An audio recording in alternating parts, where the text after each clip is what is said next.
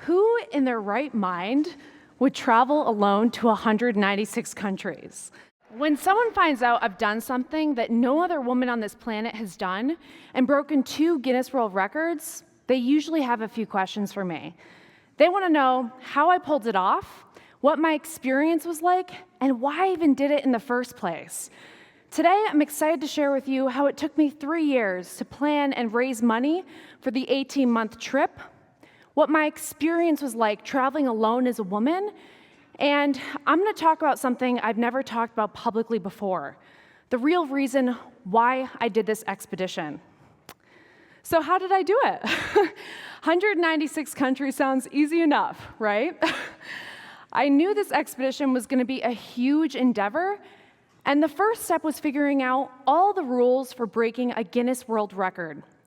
There are so many rules, both big and small, like how I was only allowed to take scheduled public transportation to and from each country.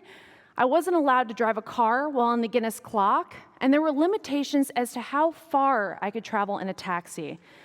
I also had to prove that I'd been in each country, which is harder than you think. Many countries throughout Europe and Central America don't stamp passports, so I had to find different ways to document everything. I collected photos, videos, countless tickets, GPS coordinates, signed witness statements, credit card bills, and even phone logs. Next time you go to North Korea, you can forget about bringing your phone. They don't stamp passports, you can't use your credit card, and Kim Jong-un is not going to give you an autograph. You can, however, send a pre-approved propaganda postcard showing a fist crushing the Pentagon.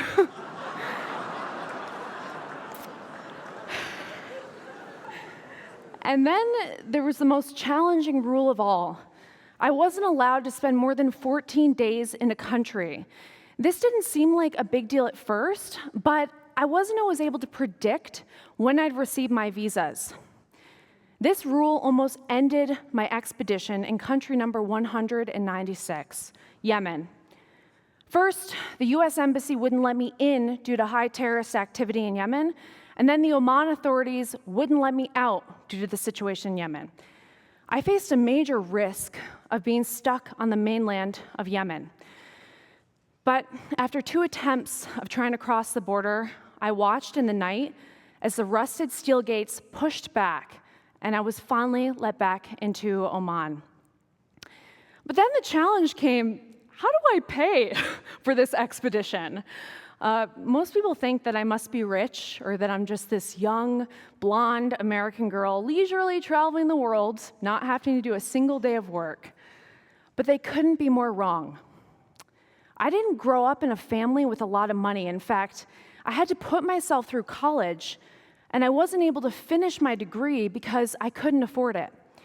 So I knew that with this expedition, I'd have to find creative ways with having to figure out how to fund it. I spent countless hours developing business plans, finding financial backers, vlogging, filming an educational documentary so that I could pay for it all on my own. Remember the time and effort it took you to plan your last vacation? Now imagine doing it 196 times and all on your own. What I thought would take me 6 months to plan actually took me 3 years. So what was it like? In 4 words, it was exhilarating, it was exhausting, it was scary, and it was eye-opening. Whether you've been to 5 countries or 150, you probably have your own personal, unique experience related to each place. We all have our own way of traveling and discovering a culture.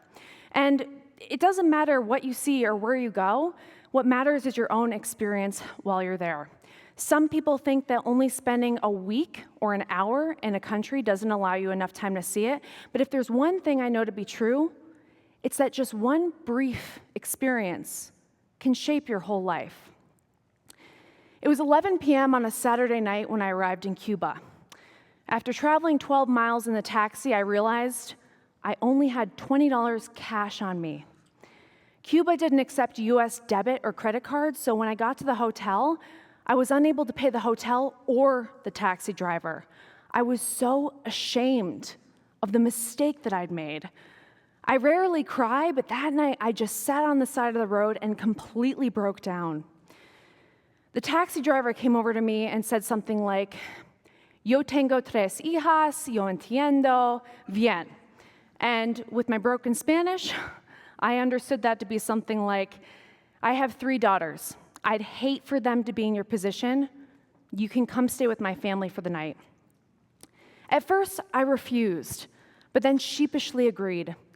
I didn't know what his wife would think of him bringing home a young blonde American girl at midnight.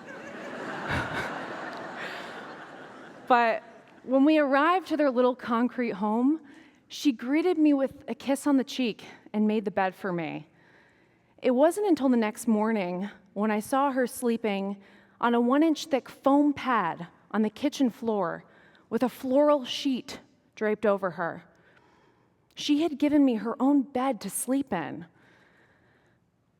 I had experiences like this over 196 times. I have just a taste of what every country in the world is like, which for most people is unimaginable.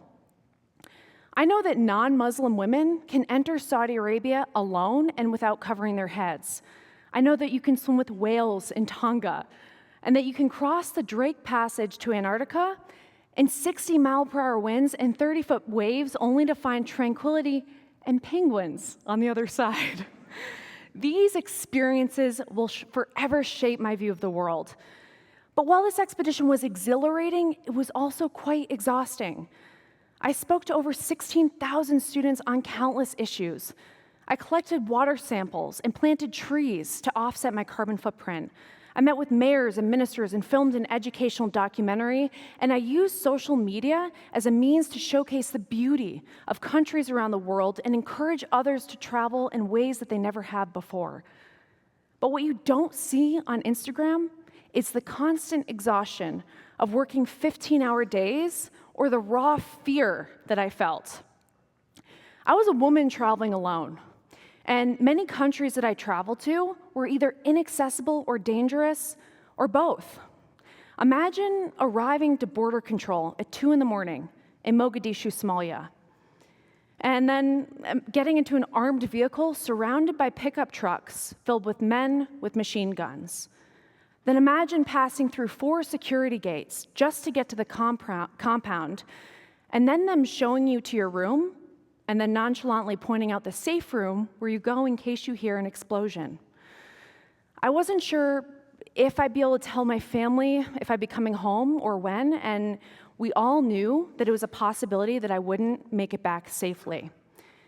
But I wouldn't trade these experiences for the world. They were hard and scary, yes, but I discovered the goodness in people all around the world. Because of my expedition, I've been featured in tons of news channels around the world and hundreds of thousands of newspapers, magazines, and articles. And when I only have 30 seconds to answer the why question, this is what I tell them. I saw the opportunity to make history by breaking a speed record. I wanted to break down misconceptions about women, and as a triathlete, I wanted to test my physical and mental endurance while also experiencing as much of the world as possible. I wanted to inspire others and enhance the world we live in and leave a positive legacy behind. And while all of that is true, this expedition actually started from a much darker place. At the age of 13, I started feeling like something was off, but I was never able to pinpoint it. I didn't know why I was having these negative thoughts or these feelings of unexplained sadness, so I just ignored them as though they didn't exist. And at the age of 21, I traveled with my brother for a month, and he began to notice this unusual pattern of melancholy. He blatantly asked me, "Cassie, are you depressed?" I became so defensive. I completely diverted from him and again just shoved these feelings aside. I spent the next 2 years running away from my own truth, those thoughts never seemed to go away. And in 2014, I was casted for a reality TV show called Naked and Afraid. The show pairs two strangers together to survive naked in the wilderness for 21 days. I had never been on TV before, and I saw this as an exciting opportunity to pull myself up. But I was not prepared for what came next. The editing made me look like a useless villain, and worse, viewers agreed. I received hundreds of thousands of hate messages and death threats, and still do to this very day. I didn't know why so many people hated me or what I'd done wrong when I just tried to do my very best. I didn't know what to do next. So I moved out to Los Angeles and picked up 2 babysitting jobs, working 85 hours a week just to make ends meet. Eventually, I hit rock bottom, and I felt like I had nothing else in me. I sat on the cliffside in Malibu and wondered if me being alive had any positive impact on society. But then I asked myself the question, if I could do anything, what would it be? Travel. I still had feelings of melancholy and unexplained sadness throughout the expedition, but at least I had a reason to learn how to manage it or attempt to overcome it. But about a quarter of the way through the expedition, I ran out of money, and I considered quitting. And I realized I could not leave my commitments behind, my commitments to my sponsors, to my family, to my supporters, to everyone. And I had to finish what I started. When you're at that very last moment and everything around you is caving in, what's that one thing that'll pull you out? For me, that thing was travel. And it ended up being a beautiful and life-changing experience. We are given these magnificent minds and these powerful bodies. And it doesn't matter where you come from, your monetary status, your religion, your age, how others judge you, what your friends or family say you can or can't do. It doesn't even matter what your dreams are. None of that matters. What matters is your truth. You're either here on this earth for 1 more hour, or you're here for 100 more years. But the beauty is, you'll never know.